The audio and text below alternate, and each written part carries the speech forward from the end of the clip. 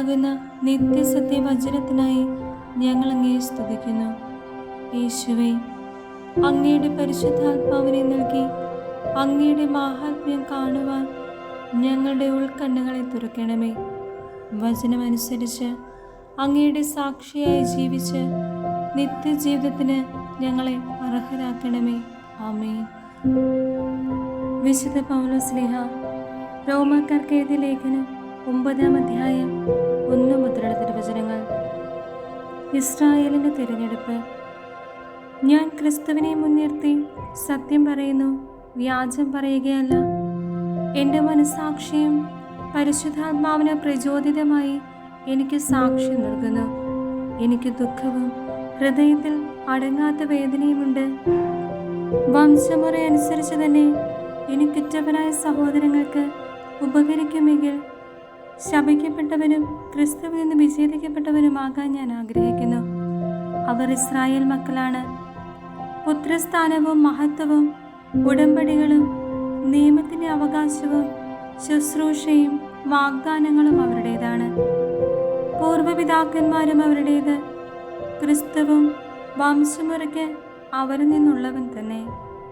അവൻ സർവാധിപനായ ദൈവവും എന്നേക്കും വാഴ്ത്തപ്പെട്ടവനുമാണ്. ആമേൻ. ദൈവത്തിൻ്റെ വചനം ഒരിക്കലും പരാജയപ്പെട്ടിട്ടില്ല.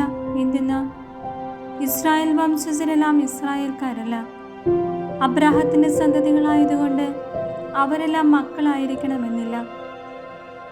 ഇസ്ഹാക്ക് വഴിയുള്ളവരായിരിക്കും നിന്റെ സന്തതികളായി അറിയപ്പെടുക. അതായത് വംശമുറയ്ക്കുള്ള മക്കളല്ല, ദൈവത്തിൻ്റെ മക്കൾ. പ്രത്യുത വാഗ്ദാന പ്രകാരം ജനിച്ചവരാണ് യഥാർത്ഥ മക്കളായി കണക്കാക്കപ്പെടുന്നത്. വാഗ്ദാനം ഇതാണ്: ഒരു നിശ്ചിത സമയത്ത് ഞാൻ വരും, അന്ന് സാറായ്ക്കൊരു മകനുണ്ടായിരിക്കും. മാത്രമല്ല, നമ്മുടെ പൂർവ്വപിതാവായ ഇസ്ഹാക്ക് എന്ന ഒരേ ആളിൽ നിന്ന് റബേക്കായും കുട്ടികളെ ഗർഭം ധരിച്ചു. എന്നാൽ അവർ ജനിക്കുകയോ നന്മയോ തിന്മയോ ആയി എന്തെങ്കിലും പ്രവർത്തിക്കുകയോ ചെയ്യുന്നതിന് മുൻപ് തന്നെ അവൾക്ക് ഇപ്രകാരം അറിയിപ്പുണ്ടായി: ജ്യേഷ്ഠൻ അനുജന്റെ സേവകനായിരിക്കും. ദൈവത്തിൻ്റെ തിരഞ്ഞെടുപ്പിൻ്റെ ലക്ഷ്യം പ്രവൃത്തികൾ മൂലമല്ല, അവിടുത്തെ വിളി മൂലം തുടർന്നു പോകേണ്ടതിനാണ് ഇത് സംഭവിച്ചത്. യാക്കോബിനെ ഞാൻ സ്നേഹിച്ചു, ഏസാവിനെ ആകട്ടെ ഞാൻ വെറുത്തു എന്നാണല്ലോ എഴുതപ്പെട്ടിരിക്കുന്നത്. അപ്പോൾ നാം എന്തു പറയണം? ദൈവത്തിൻ്റെ ഭാഗത്ത് അനീതിയുണ്ടെന്നോ? ഒരിക്കലുമല്ല. എനിക്ക് ദയ തോന്നുന്നവരോട് ഞാൻ ദയ കാണിക്കും, എനിക്ക് അനുകമ്പ തോന്നുന്നവരോട് അനുകമ്പയുമെന്ന് അവിടുന്ന് മോശയോട് അരുളി ചെയ്യുന്നു. അതുകൊണ്ട് മനുഷ്യൻ്റെ ആഗ്രഹമോ പ്രയത്നമോ അല്ല, ദൈവത്തിൻ്റെ ദയയാണ് എല്ലാറ്റിനെയും അടിസ്ഥാനം.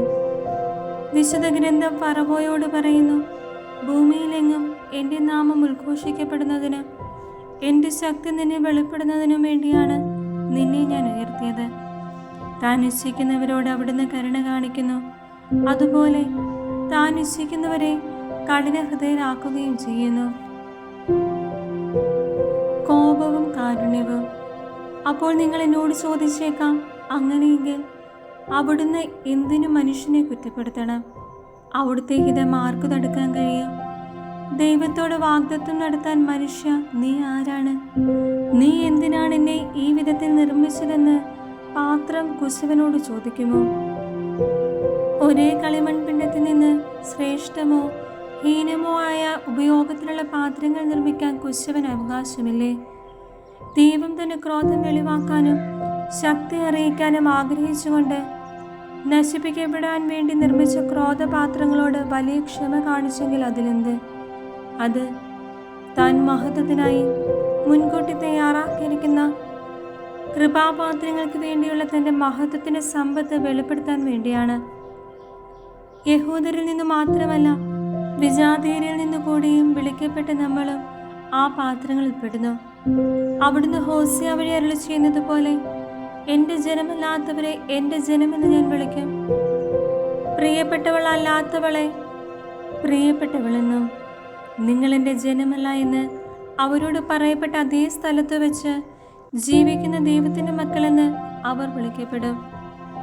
ഇസ്രായേലിനെ കുറിച്ച് യേശയ്യായും വിലപിക്കുന്നു: ഇസ്രായേൽ മക്കളുടെ സംഖ്യ കടലിലെ മണൽ പോലെയാണെന്നിരിക്കലും അവരിൽ ഒരു ചെറിയ ഭാഗം മാത്രമേ രക്ഷിക്കപ്പെടുകയുള്ളൂ. എന്തെന്നാൽ കർത്താവ് ഭൂമിയുടെ മേലുള്ള വിധി അന്തിമമായി ഉടൻ തന്നെ നിർവഹിക്കും.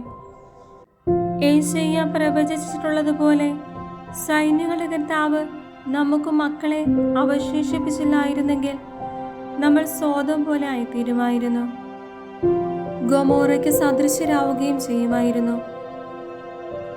വിജാതിയർ പ്രാപിച്ച നീതി. അപ്പോൾ നമ്മൾ എന്തു പറയണം? നീതി അന്വേഷിച്ചു പോകാതിരുന്ന വിജാതിയർ നീതി, അതായത് വിശ്വാസത്തിലുള്ള നീതി പ്രാപിച്ചു എന്ന് തന്നെ. നിയമത്തിൽ അധിഷ്ഠിതമായ നീതി അന്വേഷിച്ചു പോയ ഇസ്രായേലാകട്ടെ ആ നിയമം നിറവേറ്റുന്നതിൽ വിജയിച്ചില്ല. എന്തുകൊണ്ട്? അവർ വിശ്വാസത്തിലൂടെയല്ല, പ്രവൃത്തികളിലൂടെയാണ് അന്വേഷിച്ചത്. ഇടർച്ചയുടെ പാറമേൽ അവർ തട്ടി വീണു. ഇതാ, തട്ടി വീഴ്ത്തുന്ന കല്ലും ഇടർച്ചയ്ക്കുള്ള പാറയും സിയോനിൽ ഞാൻ സ്ഥാപിക്കുന്നു. അവനിൽ വിശ്വസിക്കുന്നവർക്ക് ലജ്ജിക്കേണ്ടി വരികയില്ല എന്ന് എഴുതപ്പെട്ടിരിക്കുന്നു.